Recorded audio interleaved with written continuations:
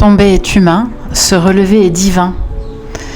Debout, de Stéphane Haskell, est un film qui date de 2019 et par un concours de circonstances, pendant un moment de vacances, il m'est donné de tomber sur Debout. Or, je ne crois pas du tout au hasard, alors je prête une oreille attentive à ce qui se passe et le film, accompagné par la voix puissante et douce de Stéphane Haskell, m'emporte. Il montre comment le yoga permet de restructurer le mental, comment la douleur joue un rôle précis dans notre existence. Il présente la résilience, qui est le cadeau que la pratique du yoga offre à qui le pratique. Le yoga nous apprend à soigner ce qui ne doit être enduré et à endurer ce qui ne peut être soigné, comme l'a affirmé BKS Iyengar. Stéphane Haskell partage son cheminement propre durant lequel il retrouve la mobilité de son corps, ainsi que le goût pour la vie, dans son film Debout sur le thème du yoga. Accompagner Stéphane Haskell durant 90 minutes, c'est comme revivre mon propre cheminement sur de très nombreux points, et je suis touchée.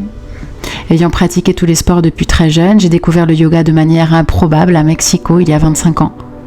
En 1999, une amie, Maïna, m'a dit « Je vais t'emmener dans un cours de quelque chose que tu n'as jamais fait ».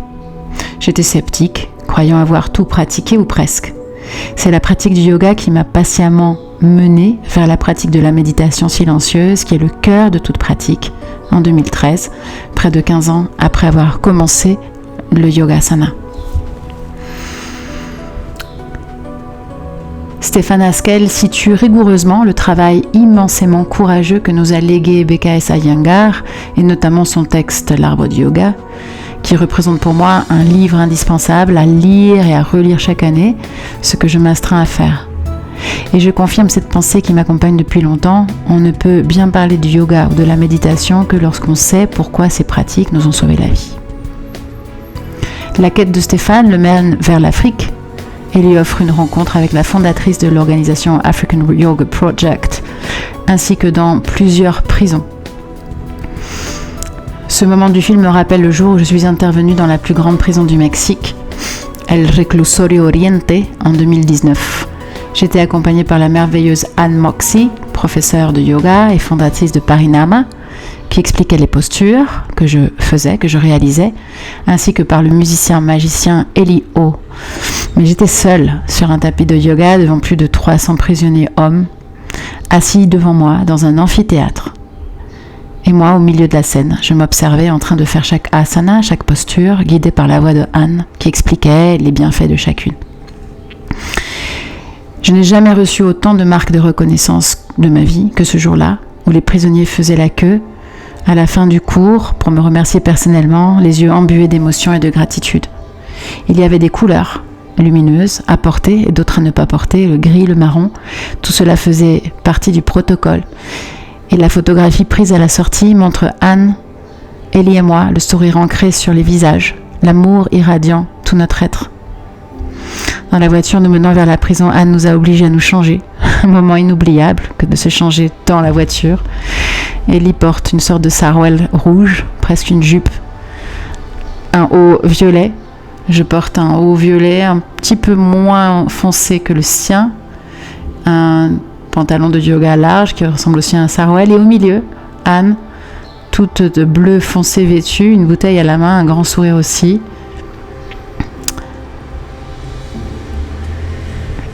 Se tient. On ne peut bien parler du yoga et de la méditation que lorsqu'on sait pourquoi ces pratiques nous ont sauvé la vie. Effectivement, c'est bien la raison pour laquelle Stéphane Haskell enregistre les mots si puissants prononcés par Iyengar lors de l'entretien qu'il a la chance de lui faire dans son film « Tous les enfants devraient faire du yoga ». Voilà ce que dit Iyengar. Effectivement, tous les enfants devraient avoir la chance de faire du yoga. Tous les enfants devraient avoir le yoga à leur portée.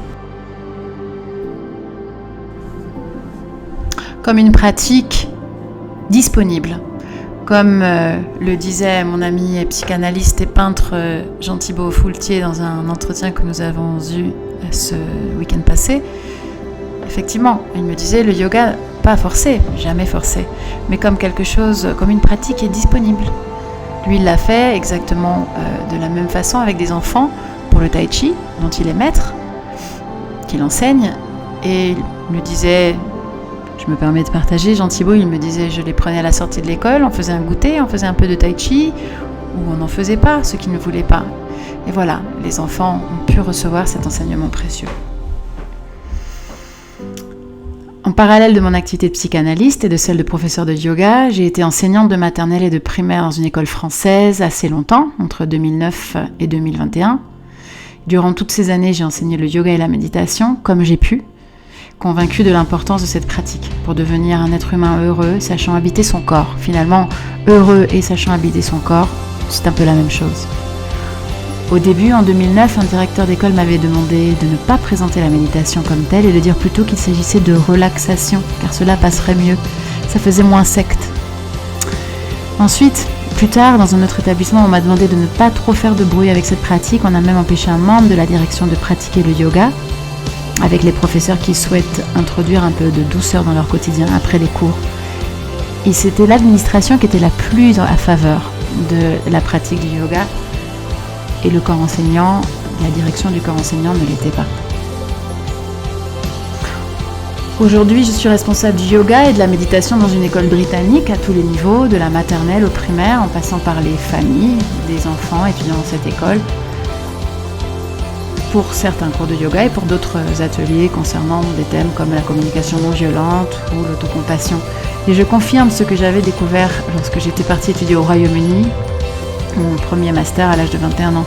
Les systèmes éducatifs ne se ressemblent pas en fonction des cultures et le système britannique en l'occurrence apporte moins de poids au verbe avoir qu'au verbe être. Il ne s'agit pas d'accumuler des connaissances et de les régurgiter après si les contenants ne sont pas alignés. Ici, on a compris l'enjeu au-delà des croyances et des préjugés. Et dans l'entretien que j'ai avec Stéphane Haskell, on en parle justement.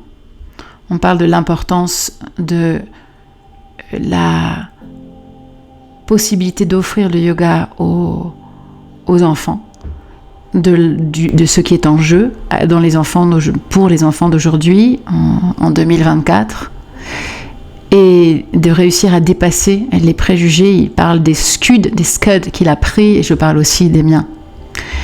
Les premiers à savoir que le yoga change la vie sont les élèves. Ils en parlent assez vite, dès qu'ils ressentent un bien-être, une autre présence à eux-mêmes, et elles-mêmes, simplement la joie de vivre.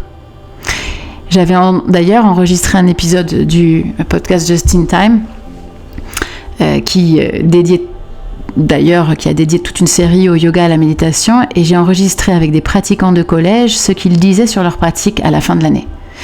Et c'est merveilleux. Il y a un élève qui dit d'ailleurs hablo con mi cuerpo y eso es increíble. Et je parle avec mon corps et c'est quelque chose d'incroyable.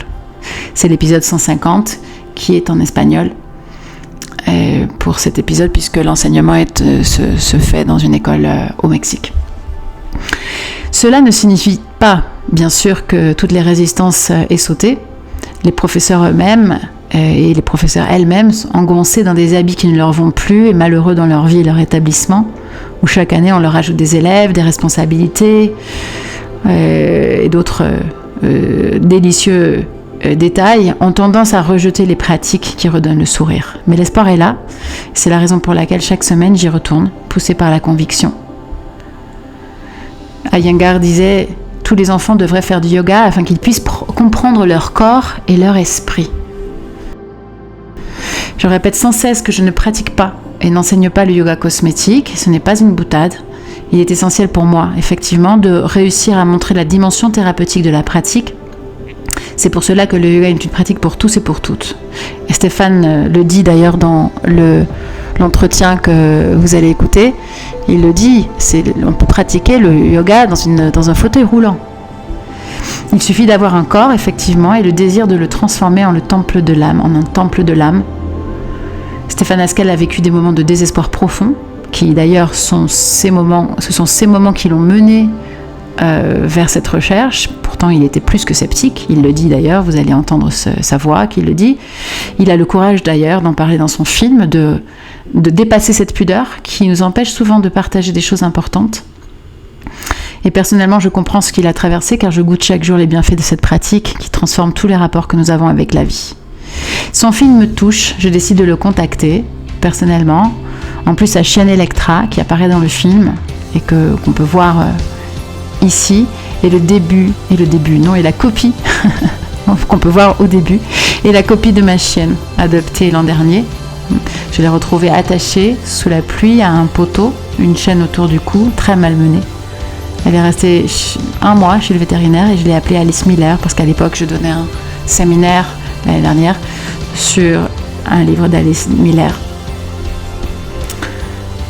Et c'est très touchant de voir comment Stéphane raconte quel a été le cheminement de sa chienne Electra, qui a été, on le dit, une passeuse. Stéphane emploie plusieurs fois le mot passeur et vous verrez que ce n'est pas une notion seconde. Il me répond immédiatement, voilà Stéphane, très simple, qui m'a répondu tout de suite, qui n'a pas attendu, qui n'a pas cherché à savoir qui j'étais, il m'a répondu tout simplement et je lui ai proposé de nous parler. Je tiens à dire qu'il n'y a eu aucune préparation de cet entretien. Je ne lui ai pas expliqué dans l'entretien quelles ont été les raisons qui m'ont poussé à choisir la voie du yoga à la place des médicaments, mais c'était dit dans le texte que j'ai écrit dans le blog Just in Time. C'est une sorte de ce choix qui est un choix de choisir une voie méditative à la place des médicaments. Il en parle aussi d'ailleurs quand il parle des antidépresseurs pour me soigner lorsque la vie m'a invité à choisir un chemin et à en laisser un autre derrière moi. Et c'est aussi ce que lui dit d'ailleurs son enseignante Teresa lorsqu'elle parle de la pratique régénératrice du yoga, de la méditation, sans oublier que le yoga ne protège pas de tout, bien évidemment. Nous sommes tous des êtres vivants ayant une expérience spirituelle qui requiert un bouquet contrastant de joie et de souffrance. Et donc, ce fut aujourd'hui l'occasion d'un entretien très agréable d'une 30aine de minutes avec Stéphane Haskell. Grâce aux nouvelles technologies, et ces nouvelles technologies, dans ce cadre précis, je les célèbre car il aurait été impossible d'avoir cette conversation, mis à part le téléphone, qui aurait été bien sûr un moyen, mais on n'aurait pas pu enregistrer cette conversation. Et depuis cet entretien, de cet entretien surgissent d'autres germes, comme par exemple la possibilité de recevoir Stéphane Haskell ici au Mexique et d'aller dans une prison pour montrer son film et de répéter peut-être l'expérience de 2019. Voilà une jolie connexion que ce film qui m'est parvenu en soir de décembre 2023 nous a offert. Je ressens beaucoup de gratitude et beaucoup d'inspiration car ce chemin parfois est très solitaire. Non seulement en tant que professeur de yoga, aussi en tant que psychanalyste, un chemin très solitaire. Et lorsqu'on rencontre un être qui comprend les choses que l'on a vécues, on ressent une énergie sublime, comme cette énergie qui monte lorsqu'on rentre dans la pratique du yoga. Merci beaucoup Stéphane. Voici l'entretien dans son intégralité. Bonjour, bonsoir. Le podcast Just in Time a été créé en 2020. On arrive aux 4 années. J'ai voulu, pendant la pandémie, réaliser un petit tour de magie et d'inviter d'autres personnes venant de différents horizons. Me faisait plaisir. Donc je sortais, on s'enregistrait, on parlait. Et au fur et à mesure, c'est devenu le podcast Just in Time. Je m'appelle Mélanie Berthaud, je suis psychanalyste, professeure de yoga et méditation, enseignante, hypnothérapeute au Mexique. Et je suis ravie aujourd'hui d'accueillir un nouvel épisode du podcast Just in Time. Merci beaucoup pour l'écoute, merci pour tout le soutien depuis 4 ans.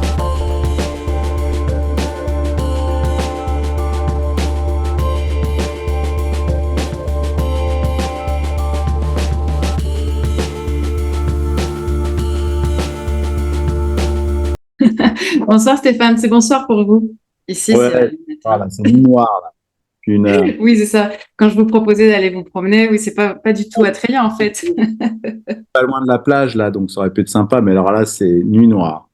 Oui, d'accord. Bon, ici, il fait pas encore trop froid, donc on est à Mexico. Ouais, je vais y aller d'ailleurs, c'est le fin janvier, c'est drôle. Ah bon? Ouais, j'ai des amis qui sont sur la côte Pacifique et je devais peut-être aller les voir. Et là, je peux pas y aller. Je devais partir fin janvier et y passer 15 jours. Ah, peut-être bientôt alors. C'est repoussé ou c'est annulé? Là, c'est annulé, mais je pense que je vais, à un moment ou à un autre, je passerai par Mexico et j'irai les voir. D'accord.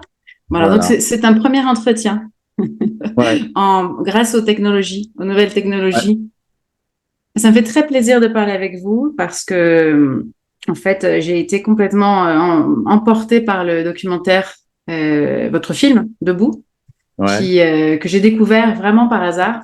Comme je vous dis, je ne crois pas au hasard. Ouais, bien sûr. Oui, oui, Et bien sûr, ouais. j'ai été très touchée. Et je vous ai écrit tout de suite, hein, ça a été extrêmement spontané. J'ai pas du tout attendu.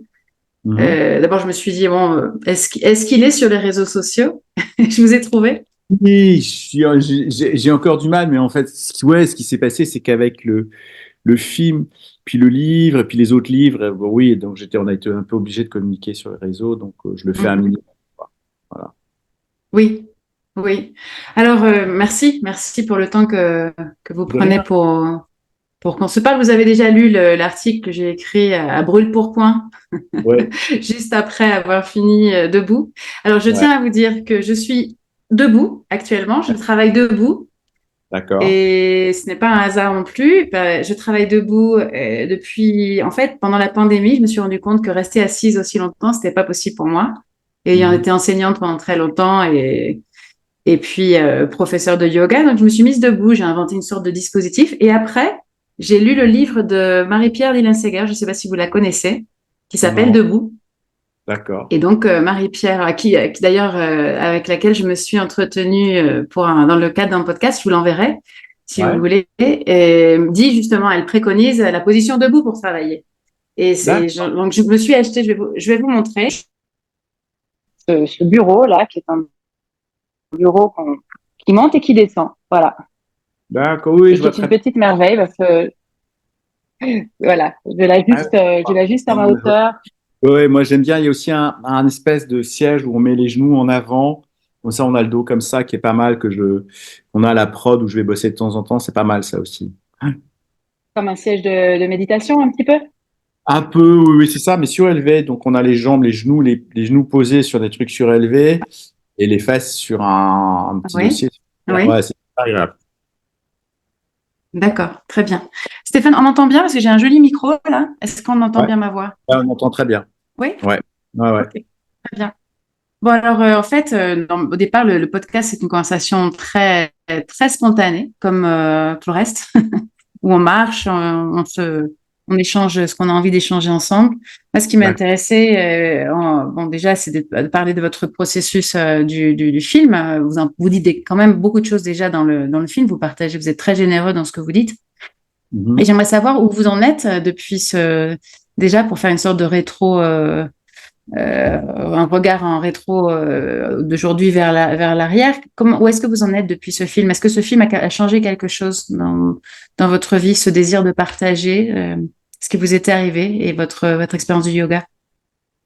Ah oui, parce que, en fait, ce qui est amusant, c'est qu'au départ, quand j'ai fait cette promesse à cette professeure de yoga que j'ai rencontrée, qui m'a aidé à remarcher et à découvrir le yoga.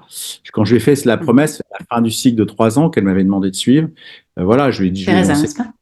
Ouais, je lui ai dit, écoute, voilà, si je reprends mon métier, si je peux marcher, je te promets, je vais faire un film sur le yoga. Donc en fait, je savais pas ce que j'allais faire à l'époque, je savais pas travailler depuis un moment, je savais pas ce que j'allais faire sur le yoga. Tout ce que je savais, c'est que je voulais pas faire un film. Sur les origines du yoga, sur la philosophie du yoga. Je voulais pas faire un truc où voilà, le yoga vient d'ici, vient de là. Je voulais éviter aussi un peu les clichés, les ashrams, mettre des mots que les gens qui font un peu peur, genre chakra, genre machin, etc. Il fallait que ce soit Oui. un film à niveau humain. Voilà. Et donc, en fait, ce qui est amusant, c'est qu'au départ, j'ai commencé à tourner le film et c'était sur des gens, voilà, qui s'étaient sortis vraiment de situations terribles, que ce soit des incarcérations physiques, prison, maladie, etc. Et un jour, je revenais avec mes images et un jour, un des producteurs me dit, c'est très bien, c'est très beau, mais il n'y a pas d'histoire, il n'y a pas de squelette, il n'y a pas de fil narratif. Et je réfléchissais, je lui dis, bah, je sais pas comment on peut faire, je vais réécrire. Elle me dit, non, non, non, faut que tu mettes ton histoire. Parce que j'avais pas mis mon Mhm. histoire au départ, parce que par pudeur, par plein de choses. Puis j'étais plus confortable derrière la caméra. Et donc voilà, j'ai commencé à remettre mon histoire. Et en fait, entre Oui. mettant mon histoire dans le film et rencontrant des gens absolument ce que j'appelle des passeurs, euh, ça a Mhm. été, ça a été mes gourous. Voilà, je pense que ça a été mes professeurs, autant que les professeurs qui m'ont tout enseigné. C'est-à-dire que rencontrer un prisonnier derrière les barreaux qui va être exécuté et qui me dit, voilà, grâce au yoga, je vais mourir, mais je vais mourir en homme libre, Oui. c'est une leçon pour moi. Et donc ce film a continué à accompagner ma guérison. Et puis surtout, je voulais, voilà, rencontrer ces gens que j'appelle des passeurs. Et c'est ce que m'avait Mhm. demandé la professeure. Elle m'a dit, si tu pratiques, et que tu veux continuer à pratiquer le yoga, il faut que tu fasses deux choses. D'ailleurs, que tu pratiques tout le temps, tous les jours, et que tu le transmettes. Oui, Et comme moi, j'ai pas bien la sûr. vocation d'être prof, je me suis dit, bah, je vais faire un film. Ça sera ma manière de transmettre, en fait. Et ce film a fait entièrement partie de mon chemin de guérison, Oui, complètement. oui, je comprends.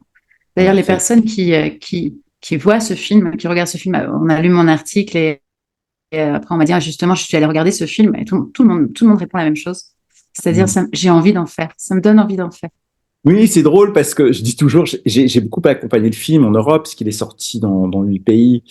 Et je sais toujours, je disais, moi, je vous vends pas le yoga parce que je suis pas prof, j'ai pas des tapis à vendre de yoga, j'ai pas des cours de yoga à vendre, mais cette pratique m'a tellement bluffé. En fait, j'ai fait ce film pour moi quand j'y connaissais rien du tout au yoga et que ça m'intéressait pas. Voilà. Et je me suis dit, faut le faire avec le cœur, parler au cœur des gens. Et beaucoup de personnes, à travers les avant-premières que j'ai faites, les projections, les débats, les conférences, m'ont dit, mais merci parce qu'on s'est mis au yoga. Et beaucoup de gens qui avaient des problèmes de dos ou d'autres, des dépressions ou autres, voilà, on dit, on s'est mis au yoga. Et ça a même, et là, c'est là où je trouve que ça m'a vraiment rempli de plein de choses parce que beaucoup de gens m'ont écrit et m'ont dit grâce à vous, voilà, on a trouvé notre voie et on a envie d'enseigner le yoga. Parce qu'il fallait C'est ça. sortir des clichés Oui. qu'on nous fascine en disant le yoga, c'est un truc de bobo, c'est un truc à la mode, c'est machin. Ça l'est, Bien parce que sûr. nous, tantôt, on se l'est accaparé et qu'on en a fait un instrument commercial. Mais la Mhm. pratique telle qu'elle, elle existe depuis des siècles. Et j'allais dire, elle s'en fout, la pratique. Le yoga reste le Absolument. yoga. Donc, vous en faites ce que vous voulez, ça n'a aucune importance. Mais moi, je me suis pris des scuds, hein, je me suis pris des trucs pas marrants, on m'a beaucoup critiqué parce qu'ils me disaient, vous faites une Mhm. psychologie BA du yoga. Je dis oui, mais si vous savez, si ça aide des êtres qui sont incarcérés, des enfants qui souffrent, qui sont très violents, qui ont des dépressions, si ça les aide à sortir de ces états-là, à la messe est dite, quoi. C'est vraiment une pratique qu'il faut pouvoir transmettre, donner aux enfants, donner aux gens qui vont mal et comprendre qu'on peut faire du yoga en fauteuil roulant. Absolument. Et sur une chaise et jusqu'à 99 ans. Bien sûr.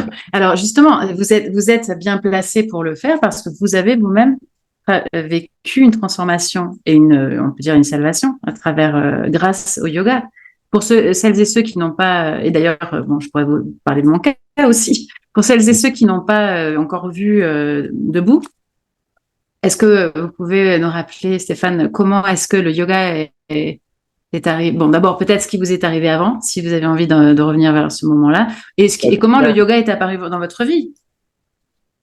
Bah, pour vous faire rapide l'histoire, oui, moi j'ai eu donc une opération il y a presque 10 ans maintenant, qu'on appelle un syndrome de la queue de cheval. C'est une hernie discale paralysante, pour faire simple. Je suis opéré en urgence, je me réveille, on me dit on ne sait pas si vous allez remarcher. Voilà, après il y a un parcours du combattant, rééducation, toutes les choses classiques et bombardé, mais alors bombardé de médocs, codéine, morphine, enfin toutes les saloperies qui existent. Et un jour, et je raconte souvent cette anecdote parce elle est étonnante et un jour j'en pouvais plus. Et pour là, je crois sincèrement la première fois de ma vie, je me suis mis à prier et j'ai demandé de l'aide. Et c'est drôle parce que l'aide, elle vient toujours de là où vous ne l'attendez pas.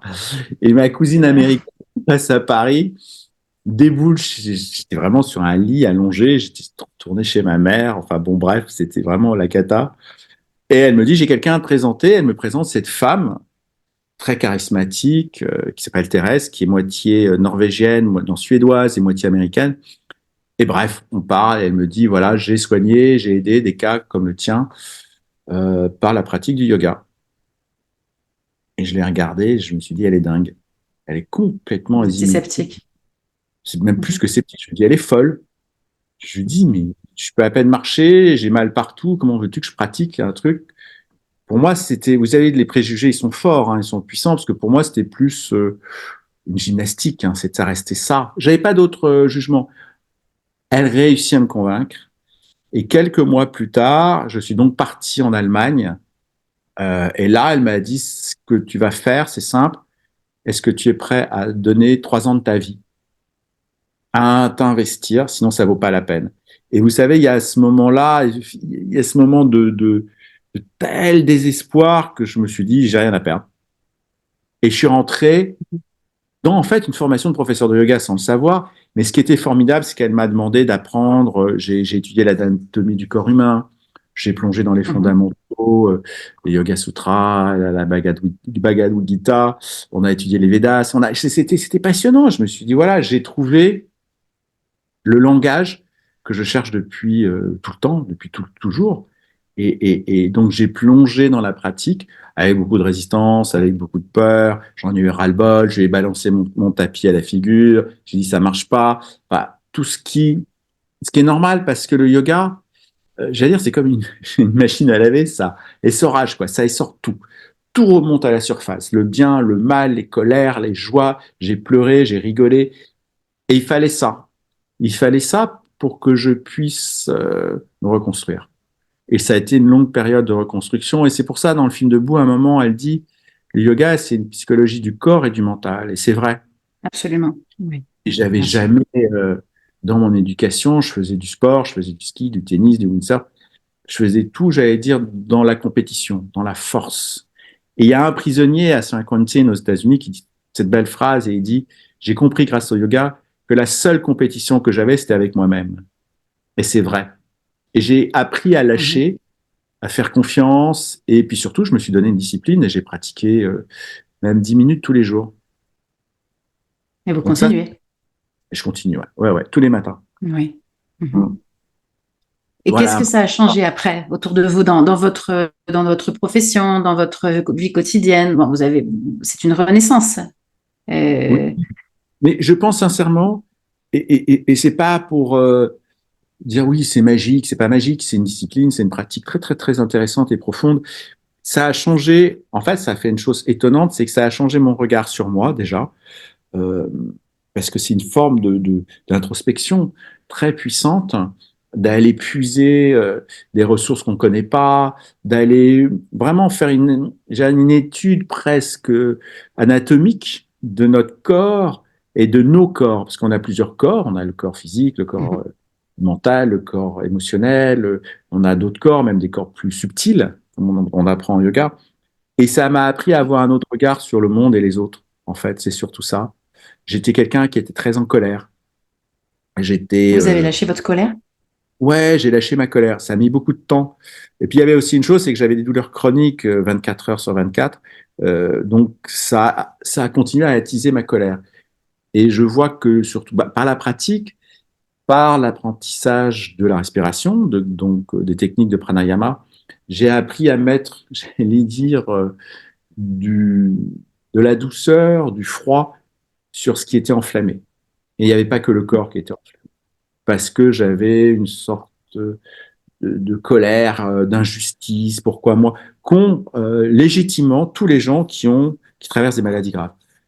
On se dit, mais pourquoi ça me tombe dessus? Qu'est-ce que j'ai fait de mal? Bla, bla, bla, bla, bla. Et pour faire taire ce mental qui fracasse. Je suis convaincu que le yoga est une des, j'allais dire, une des armes les plus puissantes, puisque en fait, le but ultime du yoga, c'est d'arriver à la méditation. Moi, je médite aujourd'hui, mais j'en étais incapable. Mais c'est grâce au yoga. Parce qu'il me fallait, j'allais dire, le geste, la respiration pour calmer le hamster là-haut. Bien sûr, et puis le corps, en fait, l'idée du yoga, c'est de préparer le corps pour pouvoir rester assis pendant des heures à méditer, c'est-à-dire Oh, une colonne vertébrale forte, des muscles à leur place, voilà, c'est le seul but d'ailleurs. c'était C'est le pour ça but. que bon, les personnes, ce que je dis toujours aux élèves de yoga, aux pratiquants, c'est demander à votre professeur s'il médite ou si elle médite, Mm. si c'est une pratique quotidienne. Vous saurez. Parce que c'est Oui, vrai quoi, maintenant, il y a tellement tout le monde est professeur de yoga aujourd'hui. Ici, au Mexique, c'est un boom depuis des années. Il y a des formations tous les 15 jours. Enfin, je vois. J'ai une amie d'amis d'ailleurs qui est partie sur la côte est la côte Pacifique au Mexique, travaille dans un centre et on en a beaucoup parlé parce que quand elle a commencé, elle était jeune dans la pratique et on a beaucoup échangé. Et elle avait lu le livre que j'avais écrit à l'époque, qui est sorti avec le film, qui s'appelle Respire. Je raconte mon évolution et comment j'apprends. Et elle m'a dit que ça l'avait vachement aidé pour éviter l'écueil j'allais dire, de se regarder dans un miroir parce qu'on fait une posture sur la tête. C'est pas ça le c'est but ça. du jeu. On s'en fout. On s'en C'est fout. bien rentrer dans la posture et bien en sortir. Quelle que soit la posture. Moi, je sais qu'aujourd'hui, je fais des postures. Honnêtement, je pensais pas que je pourrais, quoi. C'était fou. Je voyais les gens faire des postures. Je me dis, mais. Et c'est ça un peu l'écueil, c'est qu'on voit sur les réseaux sociaux. Franchement, mais c'est pas possible, quoi. Il y a des Mhm. non-stop, d'espèces de advertising comme ça, parce que les filles font des postures pas possibles. Alors oui, et ça un peu, bah, ça effraie, ça dégoûte, parce qu'on se dit, moi, je peux pas faire Oui, ça. Moi, j'ai entendu ça des tas. dessert, oui. Ben ouais, me dire, mais je vais pas faire du yoga, je suis incapable de faire ça. Et je leur dis à chaque fois, je dis, mais moi, je pouvais pas me baisser quand j'ai commencé le yoga. Je ne pouvais pas. Il y a des gens, tu l'as vu dans le film, qui ont la sclérose en Mhm. qui sont paralysés jusque-là, mais ils font du yoga. Mhm. Et encore une fois, le C'est ça. témoignage qui a la sclérose est magnifique parce qu'il dit à un moment, tu sais, grâce au yoga, j'ai appris à accepter la maladie et plus à la combattre. Et moi, ça a été une des C'est ça. clés de ma guérison. C'est vraiment ça. Absolument. Oui, parce qu'en fait, la maladie surgit pour nous enseigner quelque chose et on ne tombe pas malade par hasard. Et Ouais, nous dire ouais, quelque chose. parce que je vais te dire, euh, quand j'ai fait le film, je me suis dit, j'espère que justement certaines personnes, parce que pour moi, je suis vraiment dans la médecine préventive, euh, Mhm. peuvent aller vers le yoga parce que ça va leur éviter euh, peut-être des cas graves comme le mien, des cas moins graves, mais j'ai envie de dire, mais allez-y, ça peut être autre chose que le yoga, c'est pas très grave. Enfin, mais faites une pratique qui vous fait du bien pour commencer, parce que le corps a une telle intelligence et une telle mémoire qu'un jour ou l'autre, si on n'y fait pas gaffe, on va se le prendre dans la gueule. Le corps, il va dire stop. C'est ça. Et moi, ce qui s'est passé, mon corps a dit stop, stop, stop, stop. Et ça a été stop brutal, parce qu'un syndrome, ce qu'on appelle un Oui, syndrome de cheval, désolé pour le détail, mais tout d'un coup, tu es là, tu es chez toi, et tout d'un coup, tu pisses et tu te chies dessus. Donc, ça veut dire quelque oui, chose. Et bien ça, sûr. le message, il est fort. Et donc, je dis souvent aux gens, évitez. Si vous pouvez éviter, attendez pas que la maladie vous rattrape pour vous dire, fais attention, va dans telle direction plus que telle autre. Voilà, si on pouvait éviter. Et c'est pour ça que j'insiste beaucoup avec les enfants. Faut leur donner ça. Parce que c'est là que commencent les problèmes, justement, de dépression, les problèmes de dos, les scolioses. C'est dans l'enfance, c'est dans l'adolescence. Moi, j'ai vu des gars Exactement. qui pratiquaient et du coup me disaient, enfin, tu l'as vu dans le film, qui disent, ah ben moi, Mhm. on m'agaçait, on m'énervait, j'allais taper. Maintenant, je laisse couler. Ah ben, bravo. Oui, c'est Voilà. magnifique. C'est magnifique. C'est ça l'idée. Tu sais, je le vois beaucoup à l'école. J'ai enseigné le yoga pendant des années. Et là, aujourd'hui, comme je le dis dans l'article, je continue dans une autre école. Mais ce que Mhm. je vois beaucoup et ce qui est très inquiétant, ce sont que les enfants aujourd'hui souffrent d'anxiété de plus en plus jeunes. Bien sûr. C'est-à-dire que on n'est peut-être pas tout à, on n'a peut-être pas tout à fait le même âge, mais presque, je pense. On connaissait pas, nous, l'anxiété tout jeune, à 8 ans. Un enfant qui était anxieux à 8 ans, c'était très rare. Et Ouais. aujourd'hui, les enfants de 8 ans, moi, j'enseigne depuis l'âge de 5 ans jusqu'à l'âge de 14, les enfants ne dorment pas, ils souffrent d'insomnie. Je demande toujours en début de cours. Ils sont Mhm. 80, on demande. Maintenant, j'ai deux coéquipières, donc ça rend les choses beaucoup plus faciles parce que seule avec 80, c'était pas évident. J'imagine. Et donc, je leur demande, alors, qui est-ce qui souffre? Qui est-ce qui a de l'insomnie ici? Qui est-ce qui souffre d'anxiété? il lève la main. Il n'y en a pas un, il y en a au moins une vingtaine sur 80. C'est très, très inquiétant. Et Je donc, suis à pas. la fin, au début, évidemment, c'est... Oui, Non, pardon, non, non, je te dis, pardon. je t'écoute. Non, non, je suis pas surpris. C'est terrible. Au début, évidemment, comme toutes les autres personnes, ils sont sceptiques. Mais quand ils commencent à sentir, il et elle commencent à sentir l'effet dans le corps, c'est là, en fait. Donc, ça, on ne peut pas faire de prosélytisme avec le yoga. Il faut le sentir. Oui, puis comme tu dis, les enfants, ils le sentent tout de suite. C'est instantané.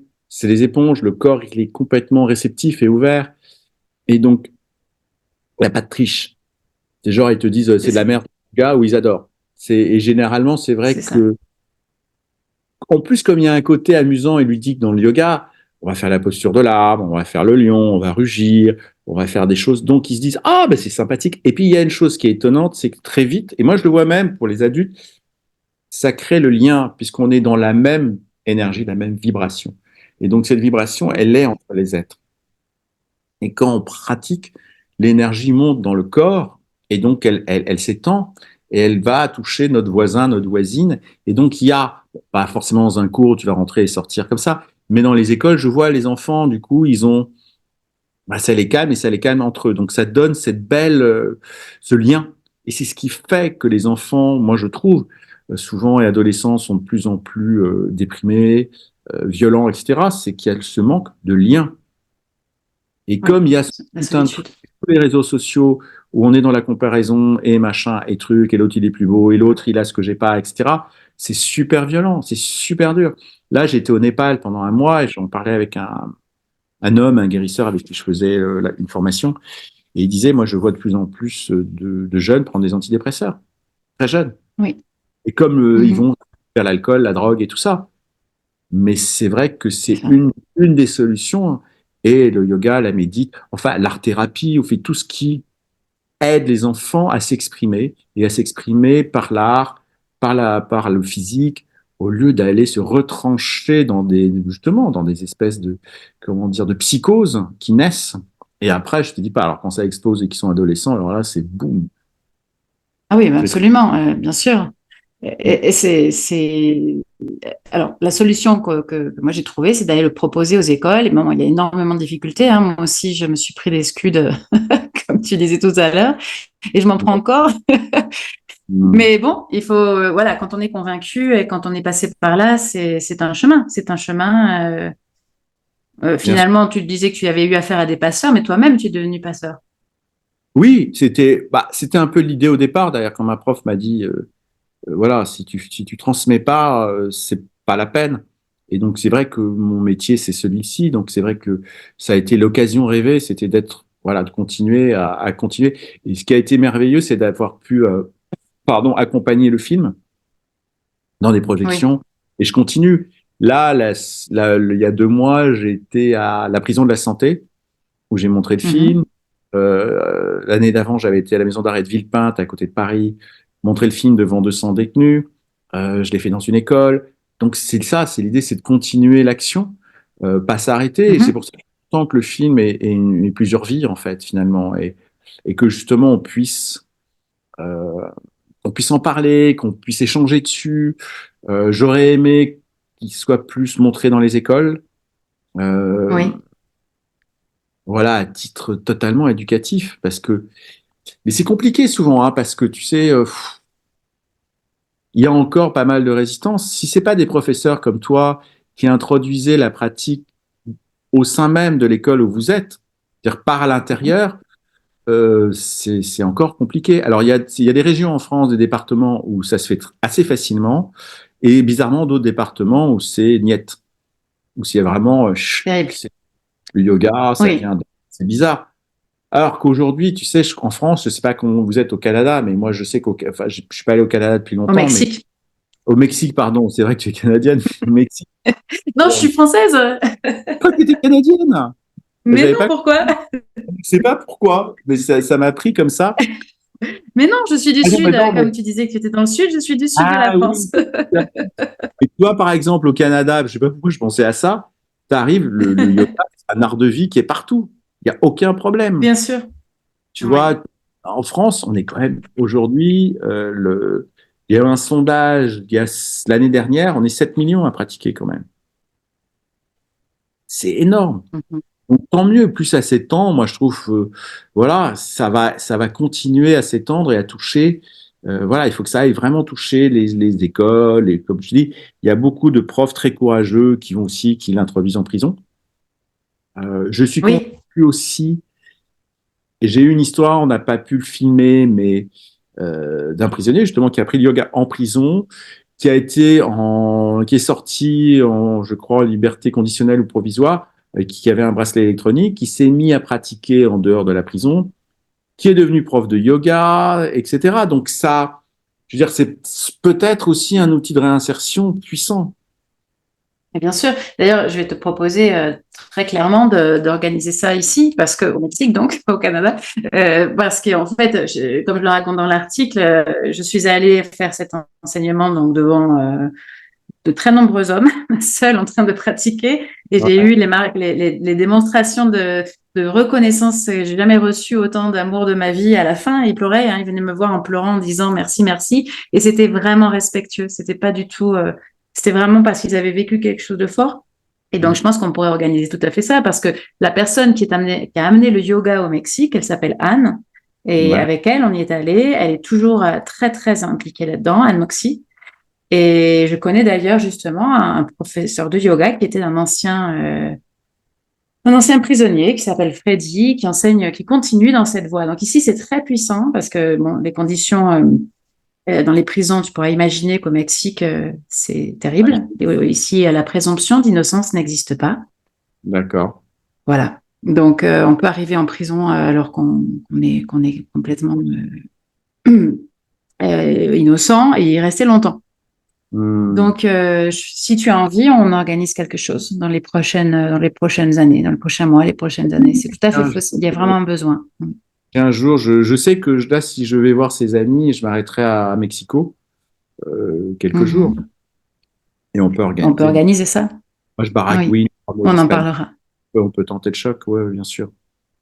Et le film est-il sous-titré en espagnol? Je me posais la question. Non, Hmm, il n'a pas fait son ce chemin en serait pas Amérique. mal. Il n'a pas Ok. fait son chemin Bon, avec on la. en parlera. Si tu as des contacts, vas-y, parce que moi, je suis ravi que le film voyage. Je sais qu'il a été au Oui. Brésil. Il a été au Brésil et il est pas rentré sur le marché américain. Et je suis très étonné. Moi, je suis moitié américain et je suis étonné parce que quand même, il avait le potentiel pour plein de raisons aussi sociales et de langue, etc. Donc, mais oui, il y avait en espagnol, ce serait Pas génial. encore. Voilà, on va dire ça. Oui, ben, exactement. Bon, ça, on en reparlera hors antenne de tout ça, mais je Ouais. pense que c'est vraiment important. Et d'ailleurs, moi, ce que je peux faire tout de suite et ce que je vais faire, c'est montrer ton film aux enfants, même si il est sous-titré en anglais ou pas? Je me souviens Ouais. plus. Il y a une version Ouais, sous-titrée. bah ça, il n'y a pas de problème puisque c'est une université, une école britannique. D'accord. Donc Très bien. ça, je vais le faire tout de suite. Bien Il n'y a sûr. aucun problème. Et je voulais te poser la question, Stéphane, professionnellement, tu as changé quelque chose ou tu continues, tu es donc photographe, cinéaste, Alors, écrivain? je fais moins de photos, je fais toujours des films, toujours des réalisations. Oui. Et j'ai surtout commencé, ce qui était amusant, c'est qu'on est venu me chercher pour le premier livre que j'ai écrit, Respire, où je raconte mon histoire en détail. Et donc, du coup, j'allais dire, pris au Mhm. jeu. J'ai écrit un livre ensuite qui était un guide pratique de yoga sur des postures, 108 postures de yoga accompagnées de citations qui, moi, m'ont aidé dans ma guérison, qui s'appelle Yoga au fil des Ah, jours. d'accord. Après, je me suis Ok, intéressé, je peux je vais regarder. faire Yoga au fil des jours. Il était paru chez Michel Lafon, maintenant il est chez Marabout. Ensuite, je Mhm. me suis intéressé au son parce que, bon, comme tu sais, évidemment, entre le chant des mantras, euh, les bols, les gongs, enfin, je me suis intéressé à tout ça. Donc, j'ai écrit un livre qui s'appelait Écoute. Donc, si tu veux, Mhm. ça a ouvert vraiment une voie et une curiosité que j'ai toujours eue, mais que le yoga c'est vraiment le déclencheur. Et le dernier que j'ai écrit, c'était, je sais pas si tu te rappelles, mais dans le film, à un moment, il y a une chienne assez âgée. Et Mais cette bien chienne, sûr, puisque c'est la copie de la mienne. on en a parlé, tu m'avais. Et Oui. figure-toi que je me suis donc penché sur la communication animale interespèce. Et donc, j'ai écrit un livre où je Mhm. raconte mon histoire avec cette chienne qui est rentrée dans ma vie 3 mois avant mes opérations et qui m'a sauvé la vie et qui m'a accompagné pendant presque 13 ans. Et l'histoire est folle. et surtout qu'elle m'a accompagné quand j'ai fini le film, c'est-à-dire vraiment fini le film, elle est morte à ce moment-là. Comme si elle m'avait accompagné justement vraiment de mes opérations, de tout l'enfer que j'ai traversé, jusqu'à ce moment où vraiment on a fini le montage et la musique du film. Elle est morte à ce moment-là.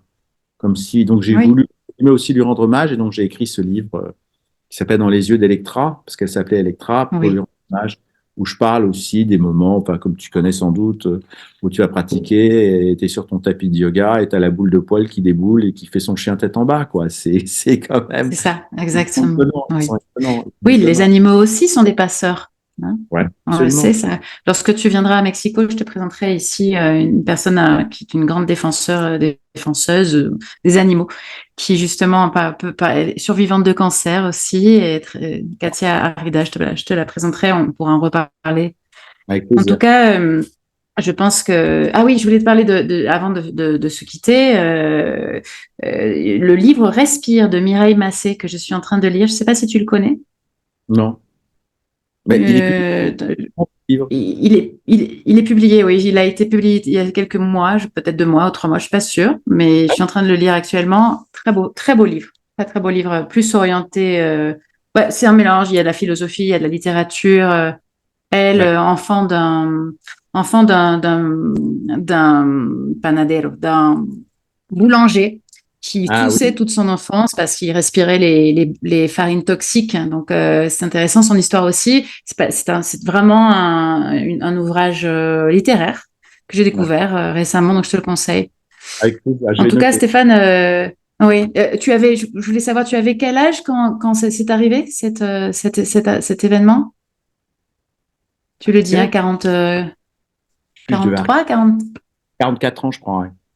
44 ans, d'accord. Et aujourd'hui, tu as quel âge? 56. 56, d'accord. Mais tu fais beaucoup plus jeune que ton âge. Ah, C'est merde. un des effets du yoga. Et voilà. Bon, C'est le avant le yoga, yoga, mais bien sûr. je lissais La avec le yoga, méditation. tous les matins réciter un mantra et pratiquer. Et je vous dire, le temps va s'arrêter. Mais bien sûr. Et la méditation, enfin, moi, tout à l'heure, tu as parlé d'essorage. J'utilise souvent la métaphore de la machine à laver.